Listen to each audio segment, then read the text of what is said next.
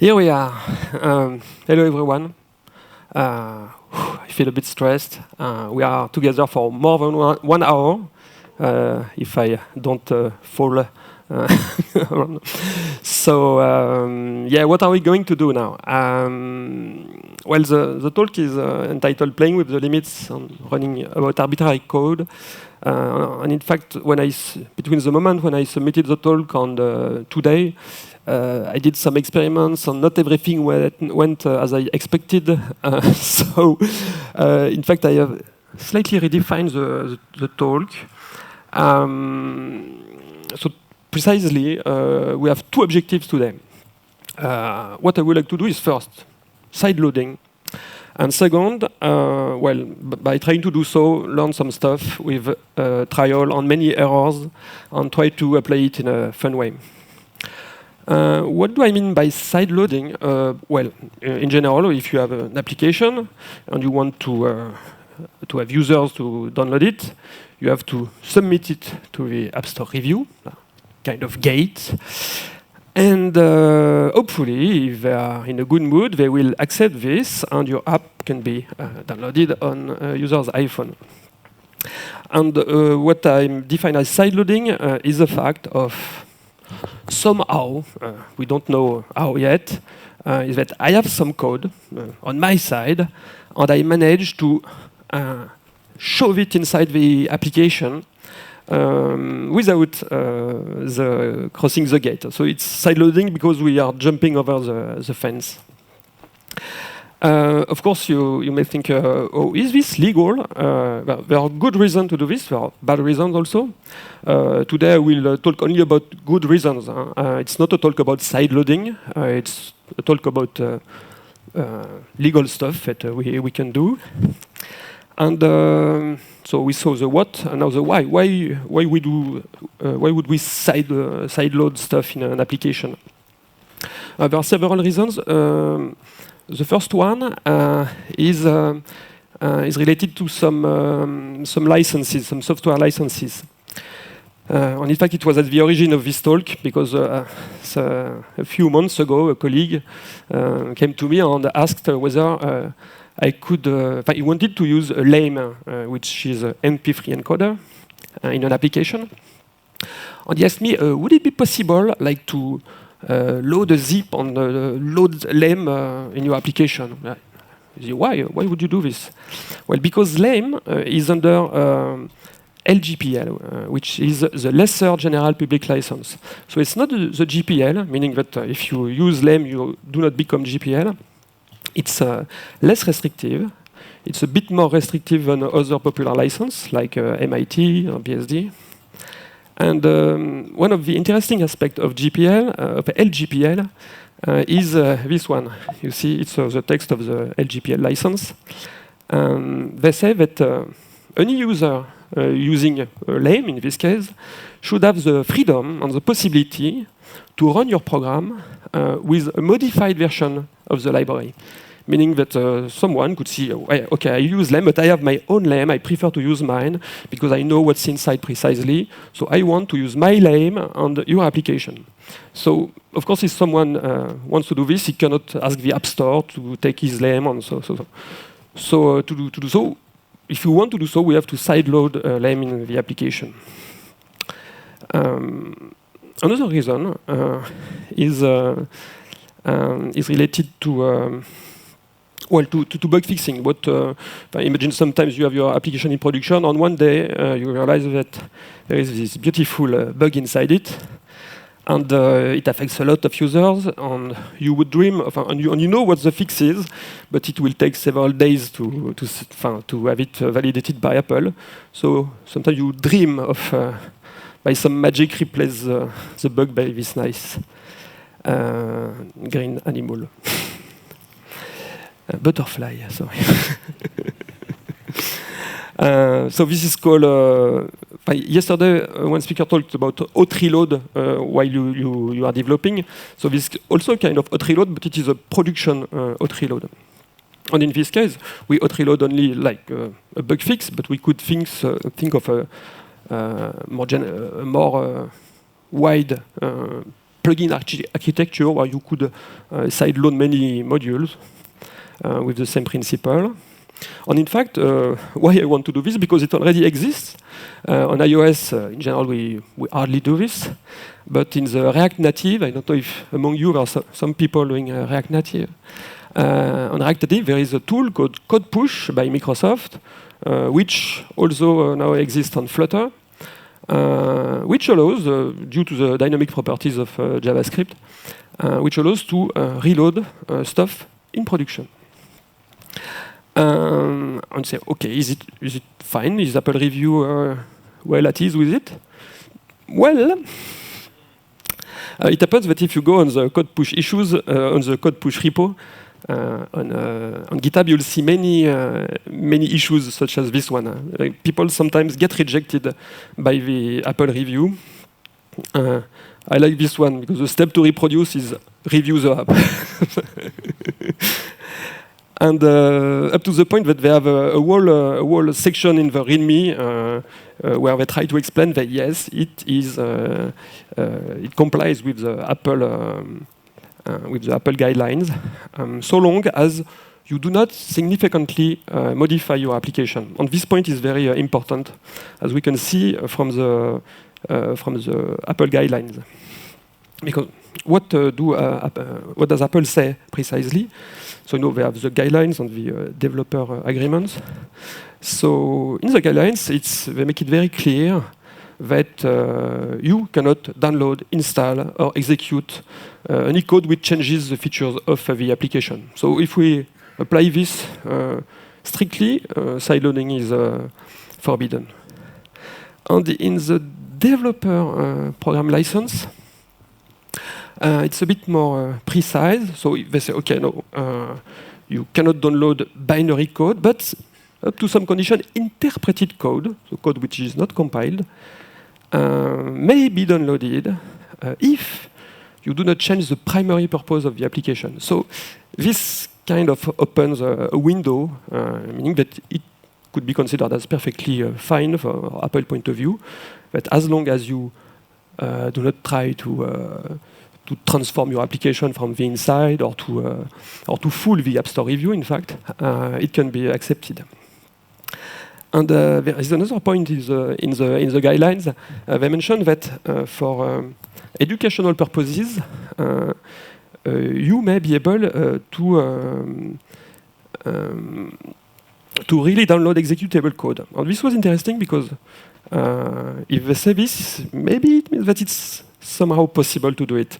So this confirmed. When I saw this, I said, okay, it's possible. We'll try to do it.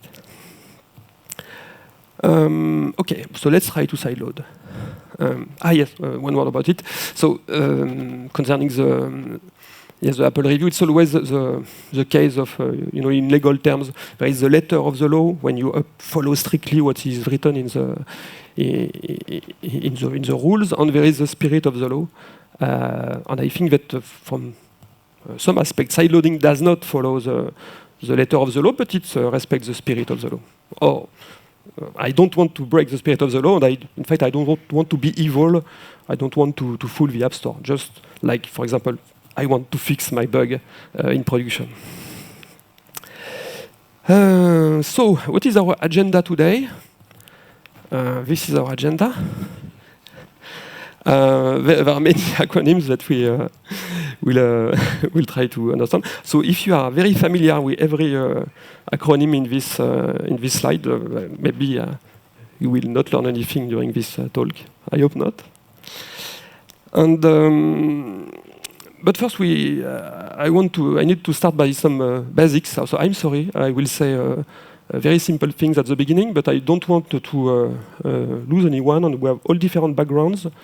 A few weeks ago, I was speaking with an Android developer, and we tried to make CocoaPod work with Kotlin multi-platform.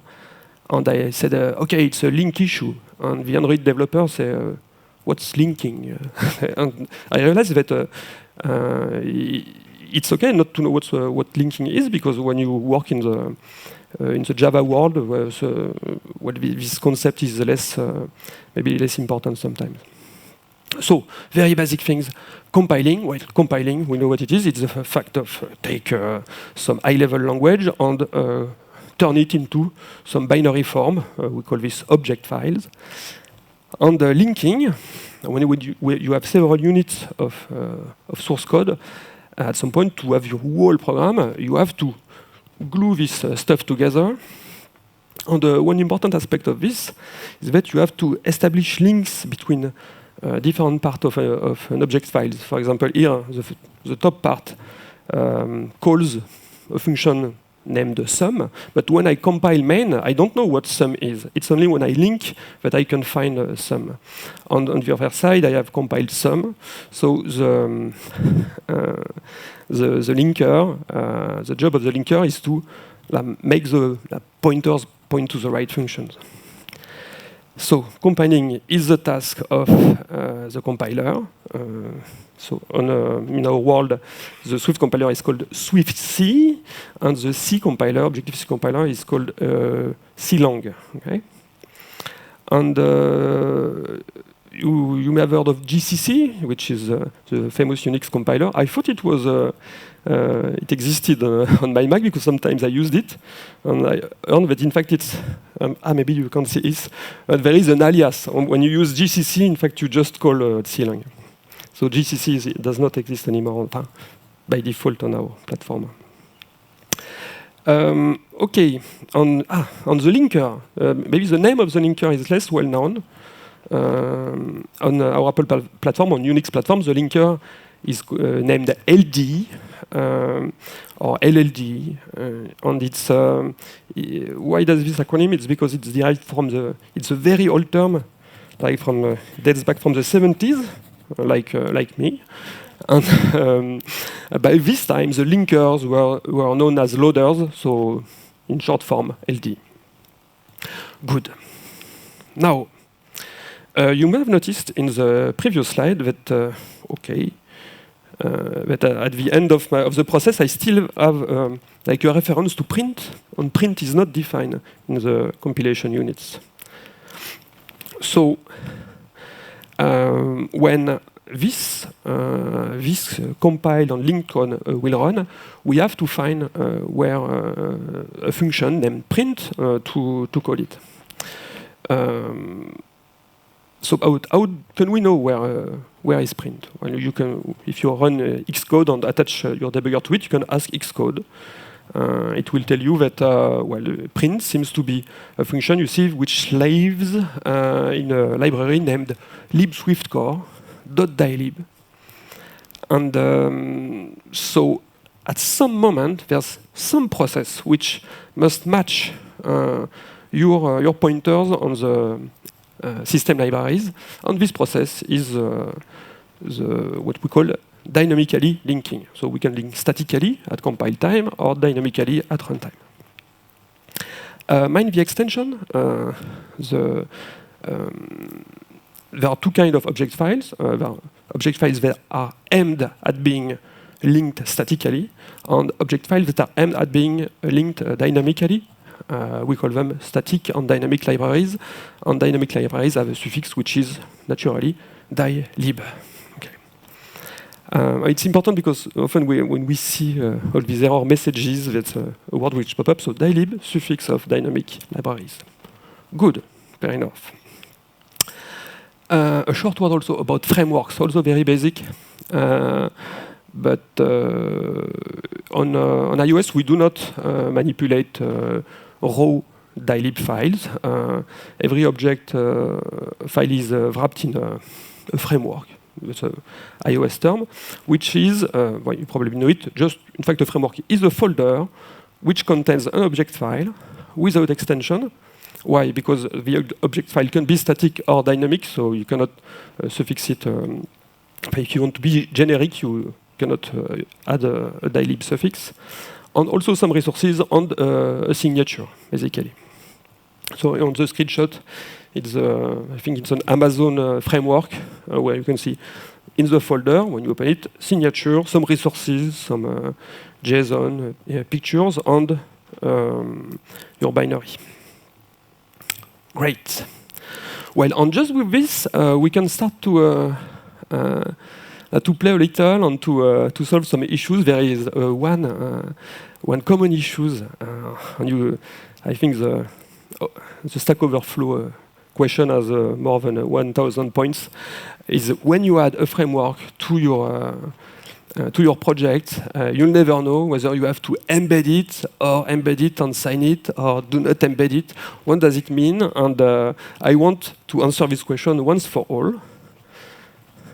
So this will be our first demo. Here we go. Oh yeah, it's not this one. Start well. So I made a very short project named Library Demo App, where I have a static library, beautiful, here it is, with a function returning 42. So it's linked statically, and if you want to know where does it come from, there is a type. I'm sorry, but the Xcode, even in presentation mode, the settings are not very well zoomed. So you have somewhere. Well, that's the Mako type, and I was not at the right place. Mako. Here, okay, in your settings, the Mako type defines the type of linkage that you expect from your library. So this one is a static one. Great. And of course, the second one is the dynamic one. Well, same thing. And I have this project which tries to link both of them. Okay. These are my framework. I have a third one, but not important. Okay, so I have my dynamic framework on my static framework. So should I embed or not? Well, what does embedding mean? Embedding really means wrapping. If I build my application, great, where is it? Here. Here you're pointing to the derived data. Now I'm going to do something that you have to do sometime because you want to know what you generate. Here is my application, library demo app. On an app, it's a bundle. A bundle is a directory, so you can open it. Okay.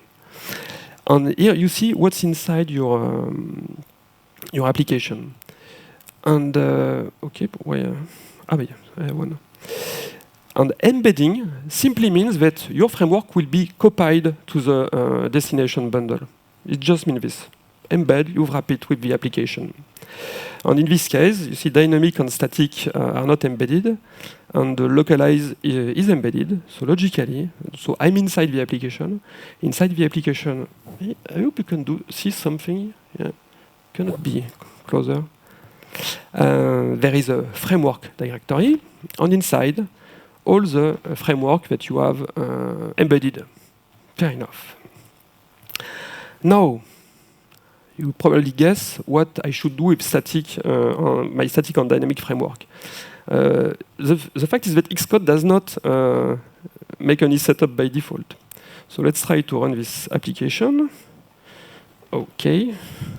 Yes, it's my iPhone du papa de Cléo, it's my daughter.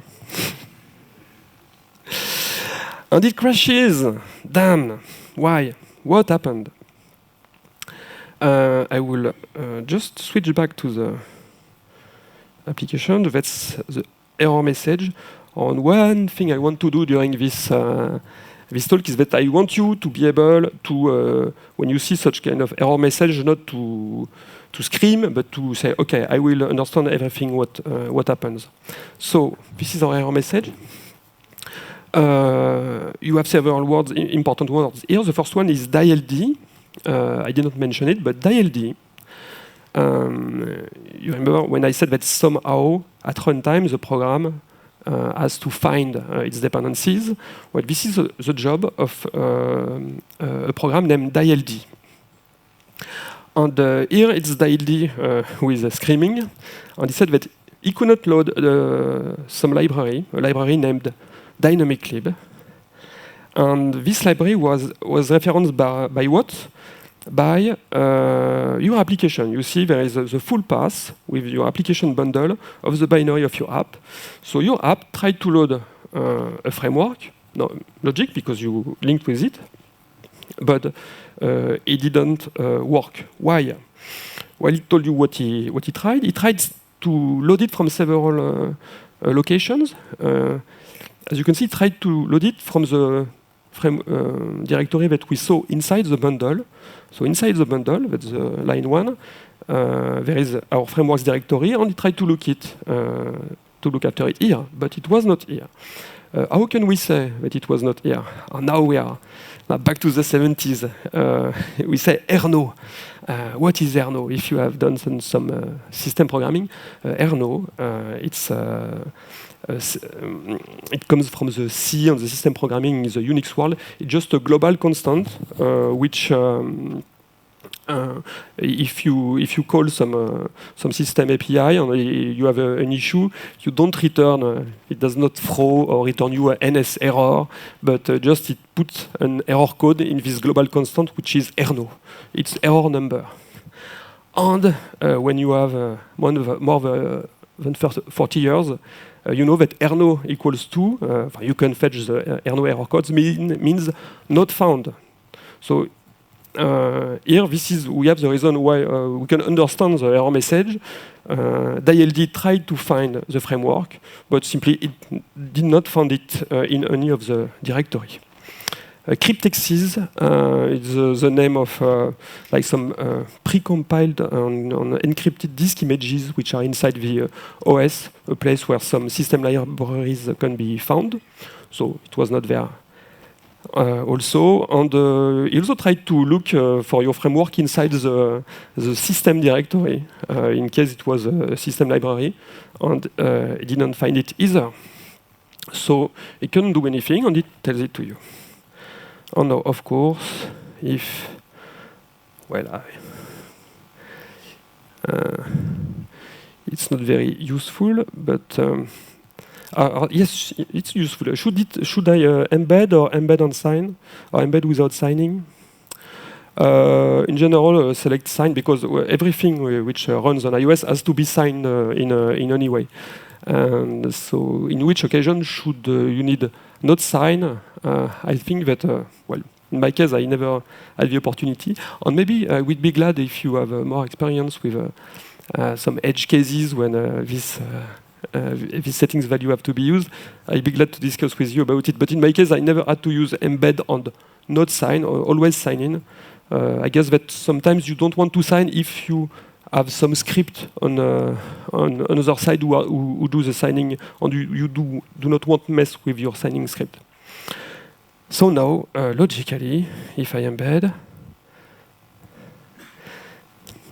okay, it's we are okay, fine. We're printing the sum of our workers.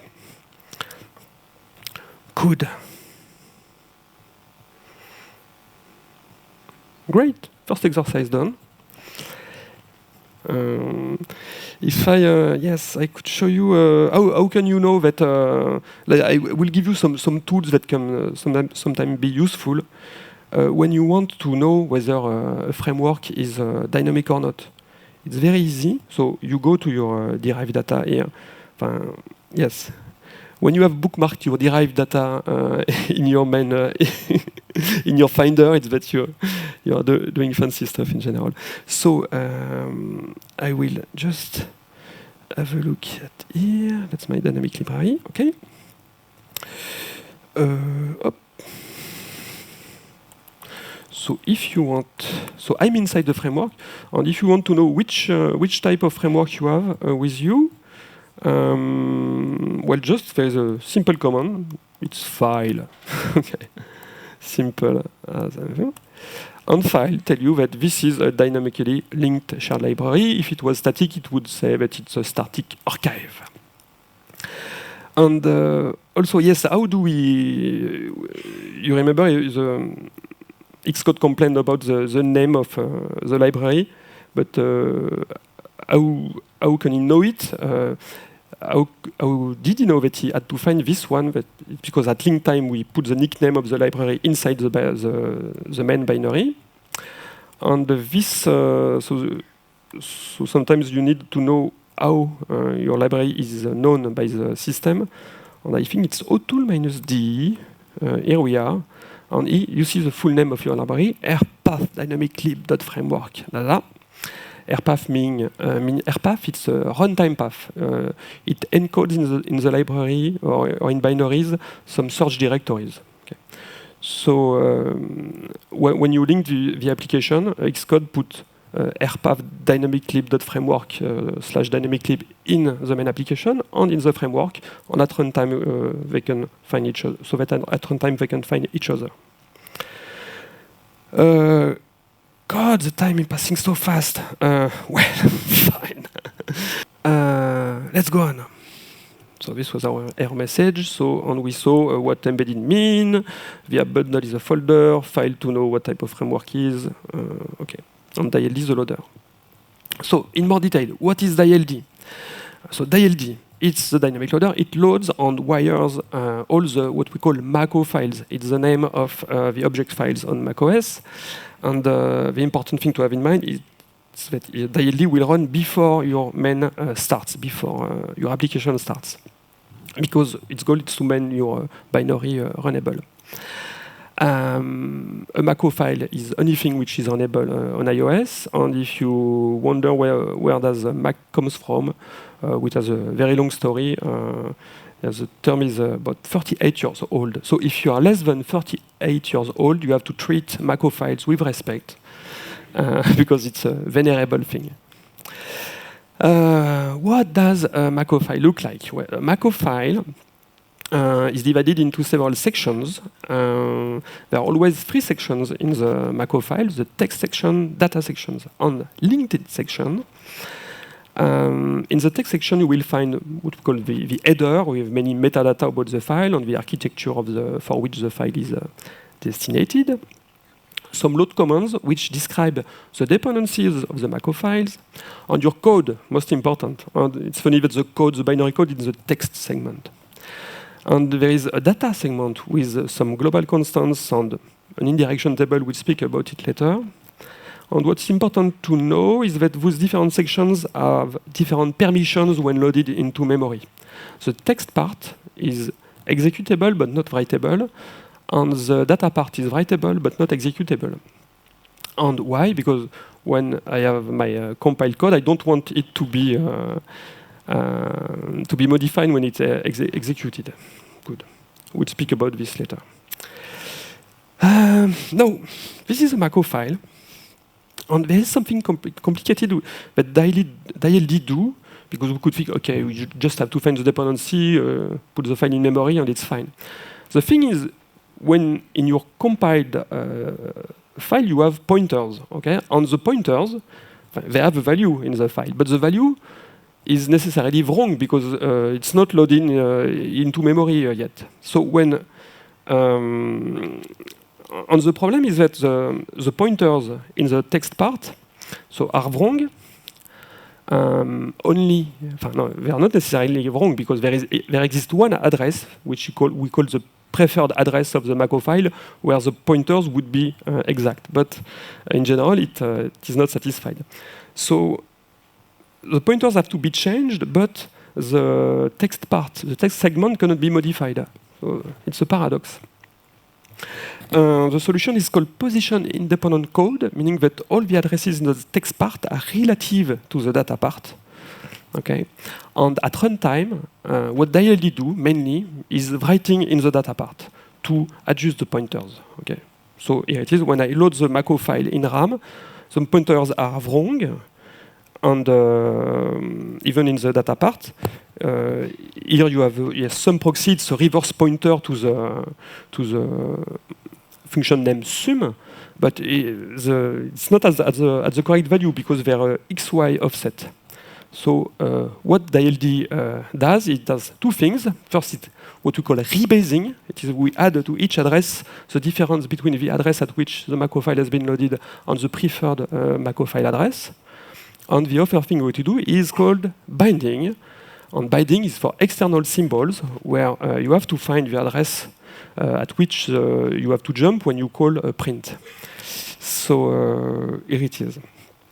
Oh, and also the reason why the macro file address is, the pointers are always wrong in a macro file, it's because of a thing named ASLR. So it's ASLR, it's not ASMR. Which means address space layout randomization. And it's an important security feature by which a macro file is always loaded at some random address in memory, so that an attacker cannot predict where he will find stuff in memory. Both those operations as called rebase, as both fixings. Okay. So, to sum up, the DILD algorithm is the following. First thing that happens when you start a program is that DILD loads itself in memory. Then it will introspect your app to find the dependencies thanks to the loader commands. Okay, so in this case, we have, for example, those two dependencies. This is a recursive process. Okay, now you have all the dependencies. Next, you map them to memory in a random manner. Okay. Next, you have to look up the symbols, the external symbols, on the two. There's some step missing. Okay, fine. Well, not too bad. So you look up the symbols, apply the different fixings, call the initializers, and you are ready. But this is a lot of stuff. See? On why am I? No, it was the academic part. No, what is it useful to? First thing it's useful for, and you have some time to understand this stuff when you want to fix the startup time of your application. Because what takes some time at the startup very often is precisely all these operations, which can take very long time because typically an application has a lot of dependencies. In general, we have hundreds of dependencies if you include the system libraries. And you can add this macro environment variable at your Xcode scheme. It will print all the libraries you depend on. And you can also count the fix-up with this fancy Xcode command, xrun. And I run those on edging, which is one of MWM applications. And it happens that our mixing application has about 1,000 libraries and dependencies on more than 350,000 mix-up, fix-up, not mix-up, sorry. And also it happens that on very low-end phones, like iPhone 6, it was measured that 2,000 rebases could take up to 1 millisecond. So if you have 1 million rebases, it takes 500 milliseconds. And it's a pity because Apple recommends your app to start in less than 400 milliseconds. So this is important. And the problem is that every 1 year or two there is a talk at Apple, so how to improve your start time. And the main advice they have is a bit disappointing. They say, do less during startup. I say, okay, I could have guessed it. So they recommend to have fewer libraries. Okay, of course, not using unused frameworks. And also, the other choice, the other way you can improve your startup time is by not using dynamic libraries, so by using static linking. And well, it's very recommended for many reasons, included and mainly for startup type to link statically your dependencies. And in fact, this is what SPM does, because in the background, SPM does not compile any framework you would depend on, but when you depend on by code on some dependency, SPM compiles it as object files, and at the end it's linked statically in your application. I mean, if you are using a standard Xcode project. But the problem is that static libs make your executable bigger, and if you are developing an extension, well, an extension often is has some constraints on the size, and you cannot always use static linking. But so to improve startup type, use static linking. They also recommend to have use fewer classes. Okay, this is because when you open the memory layout of a Swift application, you can see that for each class here, you have, even if it's not an objective class, by the way, you have a meta class, a superclass pointer, meta class pointer, vtable pointers, and all those pointers require some fixing at startup. So the more classes you have in your application, the more time it will take to start. But of course, don't start replacing all your classes by structs because you would have other issues. And this guy would appear and say to you, "Ah, it's a pity we don't hear him." It was Donald Knuth saying that premature optimization is the root of all evil. So yes, don't replace all your class by structs to improve startup time. Good. And my advice also, if you want to improve your startup time, is to wait because every year they bundle some improvements in DLD. In DLD3 in 2017, they had the launch closures in dark green here, by which they save once the very first startup takes some time, but everything can be saved on disk, and then they reload it from disk the next time. This is called the launch closures. And yes, during the last two operating systems have improved different parts of the algorithm. Good. No, more fancy stuff. A nice application of what I said is called hooking. What's hooking? It's the process of once all the links have been done in memory. Sometimes you could think of, hey, what if I could rebind the links by myself? So in this case, you see I have Firebase points at Swift core, and at some point when calling print, and sometimes I may want to Firebase call myself instead of calling directly a print. And to do this for real, there is a good application, a great tool named Fishhook. And in fact, I had to use it one day. A few days ago, I was developing. So yes, the project is named John Lee because John Lee Hooker. Okay. And I had to use Fishhook because I was using a third party. In this case, my third party is it name? Yes, Fishhook is here. Sorry. So it was some third party. Okay. And the problem is that inside the code of the third party, they had left a lot of prints and a lot of NS logs.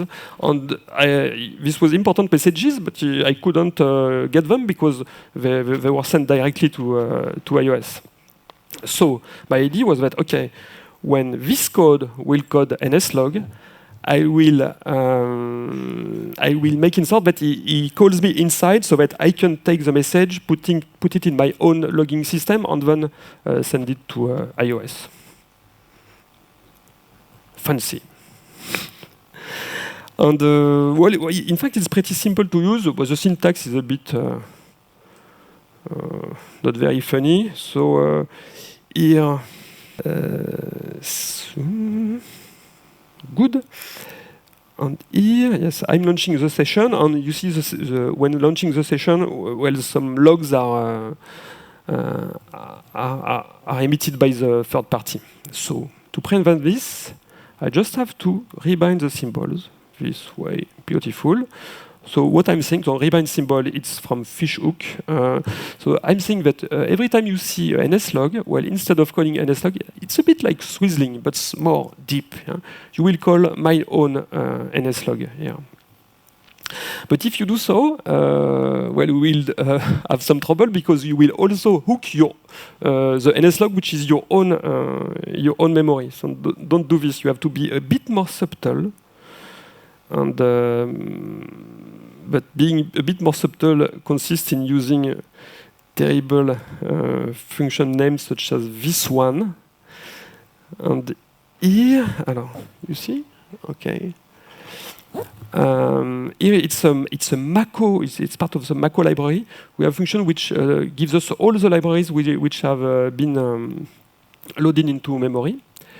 You just iterate on them, and you look for your third-party framework, and you rebind the symbols only inside the third-party framework. Good. And the rest is similar. Yes, when you play with this kind of stuff, Objective-C rules, because in Swift you have to have a raw mutable pointers everywhere. It's hardly readable. Good. Well, normally it should work. Yep. Yes, and now when I'm calling NSLog, here I should jump. Right, yeah. And you see, it's very fascinating because here we are in the you can see we are inside the third party. It calls NSLog, but you are inside my code. Got you. If you want to do the same with Swift, you can, but the problem is that in Swift, print is not called print.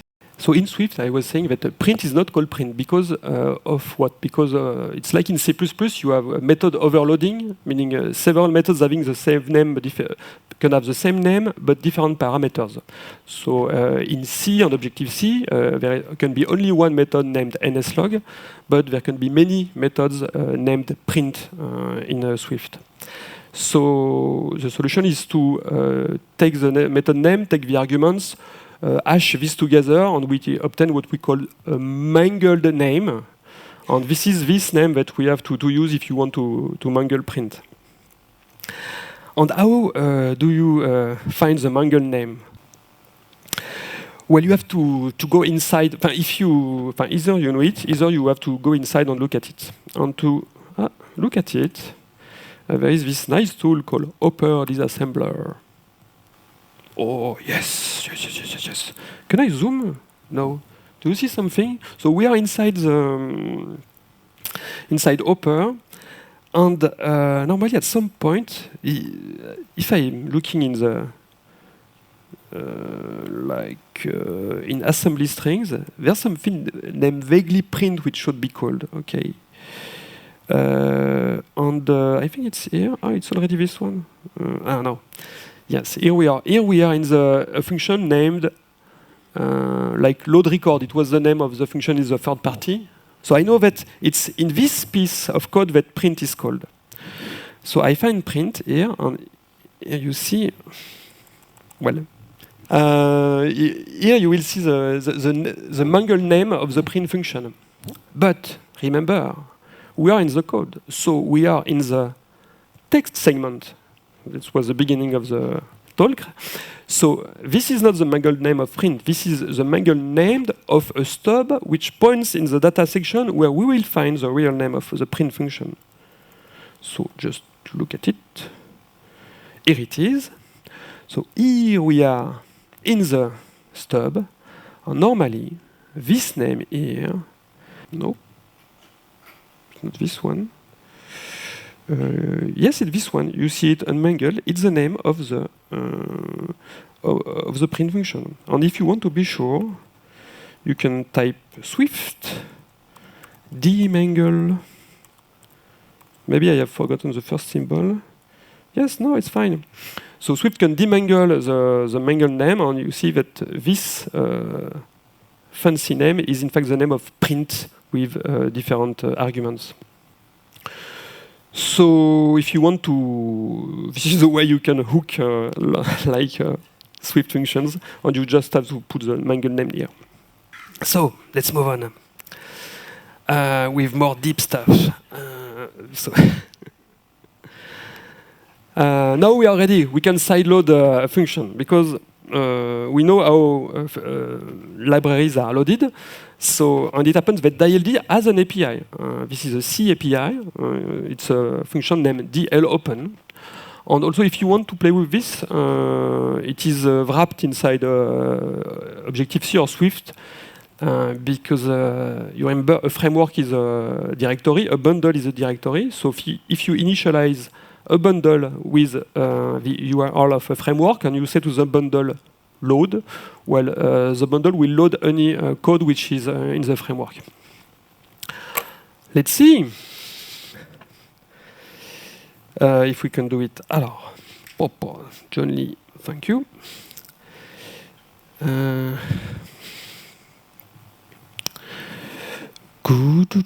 Side loading. So it's a different use case. I have so in this framework, I have a library named Encryptor, which does encryption. You see, powerful encryption. And I want to load it dynamically because it's since it's a cryptic algorithm, I may want to change the algorithm on my side if I improve my encryption algorithm, and just deliver it to the users without, well, without passing through the gate. So, how can we do it? So this was the third party want to dynamic load. Here we are.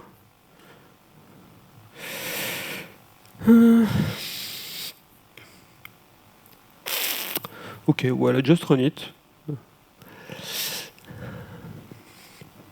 Okay, fine. So just a basic iOS application.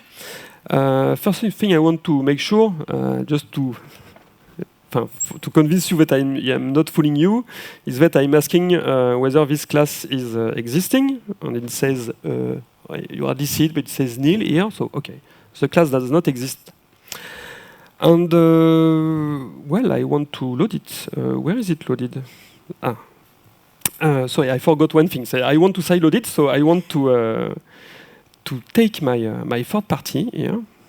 It's the iPad, the iPhone one. So I will zip it from the application. I will open a document picker, and I will take a zip file, which is the library. I will just unzip it. Oh, sorry. So this is the media picker. Okay. I take the zip file. I unzip it. And I call del open simply on the path of the unzip file. And after this, I try to run some code. It's complicated to run code from a library that you have loaded because you don't have the header of what. So one way to do it is to but if you know the exact interface of the call that you are using, okay, sorry, Encryptor. Yeah. Here you see what we know. All what we know is that our third party has declares an interface on the with a function named encrypt. Okay. So a way to do it is that I will ask. I will try to call a method with Objective-C, like perform selector. I will because I don't know that the class is. I cannot call the class because I don't have it in my code. But it's loaded in memory, so I can use perform selector if, of course, if the class is in Objective-C. And it is my recommendation if you want to do this kind of stuff. It's still use Objective-C because it mixes very well with the low-level C API. So I will call perform selector on loan module IL to create a Cypher instance. Yeah. And then I will try to cast this with inside as a protocol pointer, an Objective-C pointer, so that it works correctly. And I will try to call encrypt on it. So you see, I'm looking for my class, my loader. Good. I'm trying to perform a selector load module. It will return an instance of the class. And then I unsave bitcast. We don't like to do it. The pointer that has been returned. Donc, you remember it was a Cypher instance into an interface. And then, the interface, okay, this one I have declared it on my side, but it's logical because I know what kind of code I'm using. So, but it's only a protocol. There is no object duplication. So I cast it into the interface and I call encrypt. Okay, so this is the third party. I have my in my derived data. I have my encryptor library. Here it is. Sorry, encryptor. It's here. Fine. Build. Products. Okay. iPhone OS. Okay. I zip it. Compress. And I share it for AirPlay.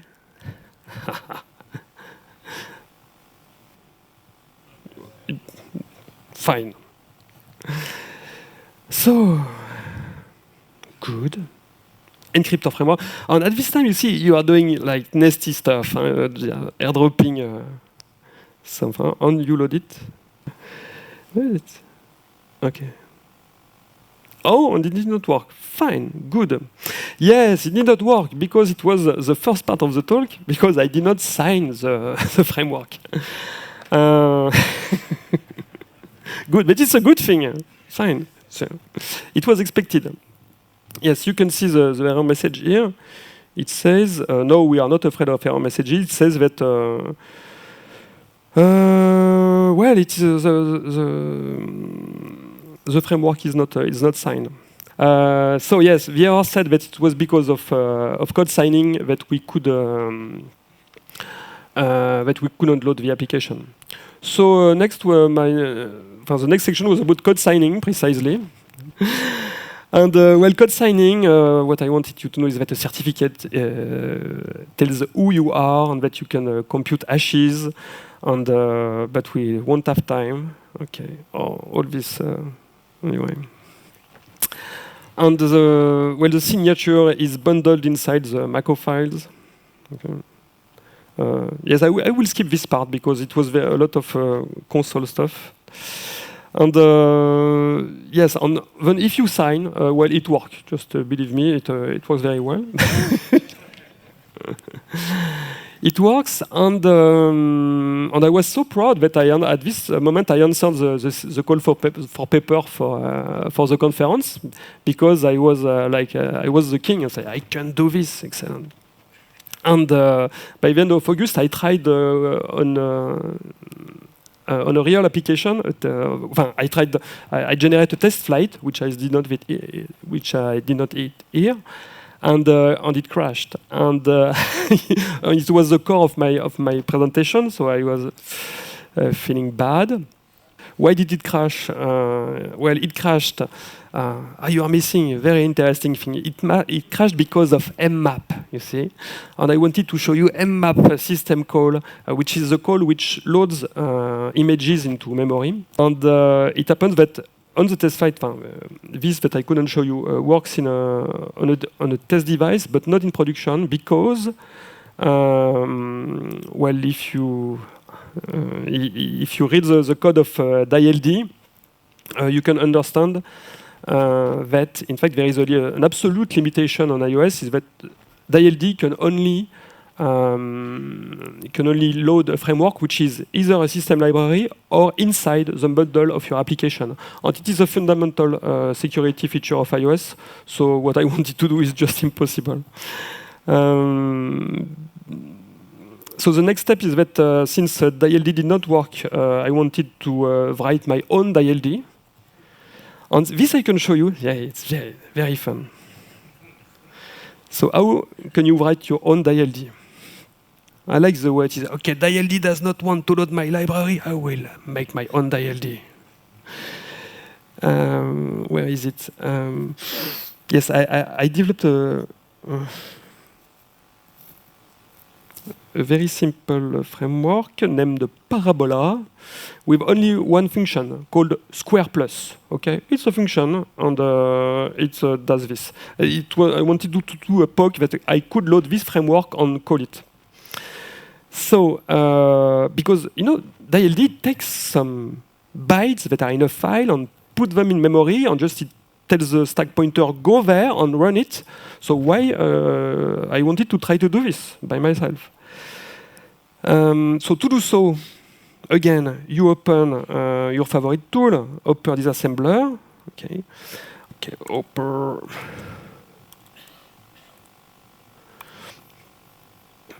File, open. Okay, Parabola. Build, products, debug, Parabola. Okay, good. And here, so the name was Square Plus. Yes, this function is very simple. It's just this piece of code. So it does multiplication, but it's not very important. And you can take the hexadecimal code here. This is this piece of stuff. So I take the bytes, okay, and then I put them raw inside my application. So I took the code here, okay, and when I will press on, don't remember, unlock or run, I'll take this code, I allocate some memory. Yeah, okay. I copy the raw stuff in memory. Good. Now, ensuite, the first time it crashes because the memory is not ready to be executed. Then I take a function pointer, okay, and I say to this function pointer, point to this memory and run. So I have a function pointer that points to my raw bytes here, and I tell him compute square plus something of x with x equal 1000, and here we go. PO Y2. Okay, it worked.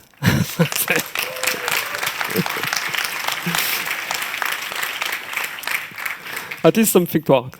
Okay. So and I was very happy of it. So I unplugged my phone and I showed it to my young daughter, and it immediately crashed when I unplugged Xcode. Why this? Because in fact, what I did here was that I was breaching this important security principle, which called W XOR X, meaning that a zone of memory cannot be writable and executable at the same time.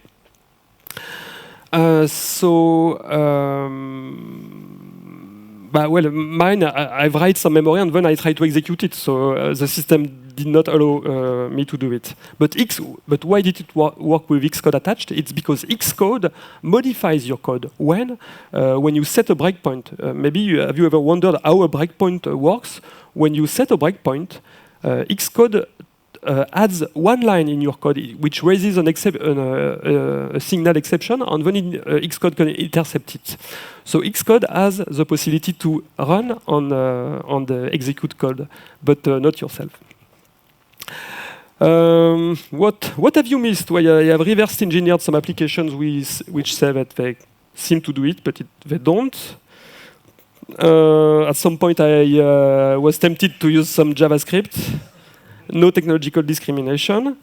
JavaScript is great because of the James Webb Space Telescope. There was an astronomy moment, but this telescope is operated with JavaScript. Incredible, it's here, Lagrange point. And they can update it in 5 seconds, so I want to update my application in 5 seconds. But say, okay, JavaScript, is it easy, fast? Yes, no. No, because of just-in-time, which is not enabled on iOS. I thought it was fast. Because I have first run the test on macOS. On macOS, JavaScript core is fast because you have just-in-time compilation, but not on iOS. And in fact, on iOS, I did a benchmark with a function called prime counting function, which counts the number of prime number below some value, and it was 50 times slower than native code. Okay, so then I tried to run intermediate representation of LLVM because of Queen v Eskimo. This was a kind of joke. So there was a part on LLVM explaining what is the intermediary representation, which is what the compiler produces that LLVM optimizes, and then you generate some binary. And well, I find so this is the intermediary representation, and I found this interpreter in Chinese with 2 stars, and I spent a few a few days with it, and it did not work, so I quit. And then one day, and just okay, maybe 3 minutes, and then one day I fell from my toilets, and I drew this, and this was WebAssembly, in fact. And WebAssembly, well, you know what WebAssembly is. It works great. We use it at MWM. We have ported our audio module on a website. Very interesting resources. But I made some experiments with JavaScript. For your experiments, try with C, start with C on the mscriptem. And there is also an interpreter of WebAssembly. And this is why I tried it, because I said, hey, I could put a WebAssembly interpreter in my application, compile some Swift to WebAssembly, put this on a server and download it in my application. And this way, I would sideload not binary code, yes, but WebAssembly code. And if it is fast enough, it's about as good as binary. And well, I quickly discovered that it was feasible, because there is a fast interpreter for which is called Wasm3. I did some benchmark with the same benchmark. If you want to play with this line in green here, it took me several hours to find the right one before being able to compile and load.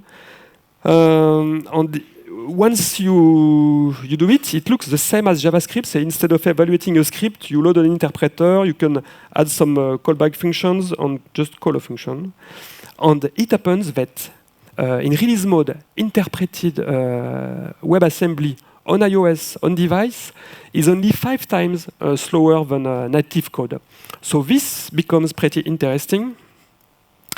Also, there is a Swift project, but very oriented for the web, which can produce WebAssembly binary from Swift. Okay, I had a lot of trouble with WASI. And the problem also is that if you put a WebAssembly interpreter in your application, you have a kind of virtual machine which uses 32 bytes addressing in the app, while you are using 64-bit addressing. So when you want to communicate, it's a bit complicated. You have to ask the VM to allocate the memory to have 32-bit pointers. The WASI binding is too long to say. And what's incredible is that with Swift WebAssembly, you can use in your interpreter a large part of the foundation library, and even use codable and decodable. So it simplified my life to serialize data from the virtual machine to the main one, to the main application. Okay, so but the performance are terrible, so you can use some kind of proxy to switch between memory addressing and raw data. And maybe, if we can take 1 minute.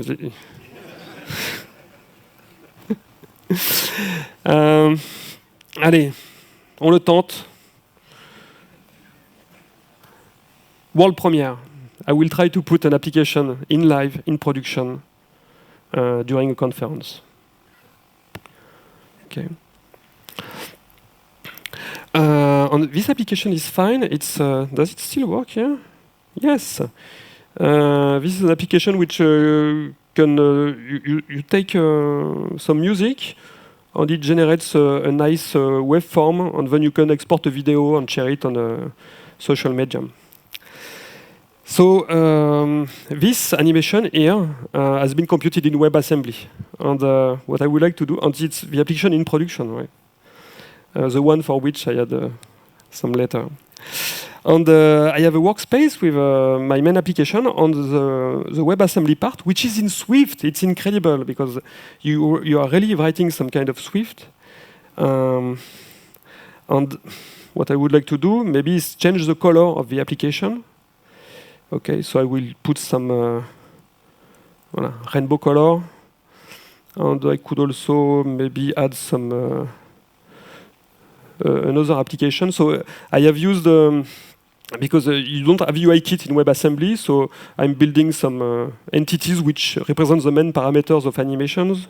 Okay, and here I'm doing like calculations because it's better than a JSON. Right? It's not just I change the color in a JSON. You can change your code actually, and I create layers with a different application, with different animations. Good.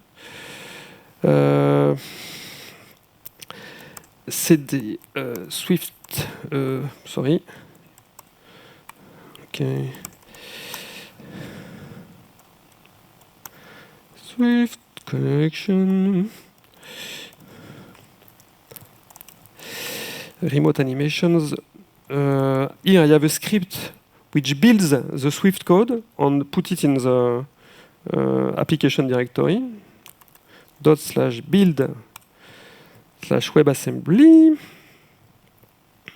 Optimized for production. Good. Here I have, where is it? In my resources, I have the WebAssembly file. Show in Finder. Okay. It has been generated right now. So I will compress it. Good. Okay, jump. Take it. No, please, it's in the... Yeah, come on. They are hating me in the... I will not leave this stage until it works. Okay, so now... oh, it's in production. It's imported. I wanted to have you count down to 5. 3, 2, 1, okay. And now, I will just launch this application. So it has detected that there was a new binary. It's the fact is it's a bit heavy. It takes a few seconds to download. And if I play here, yeah.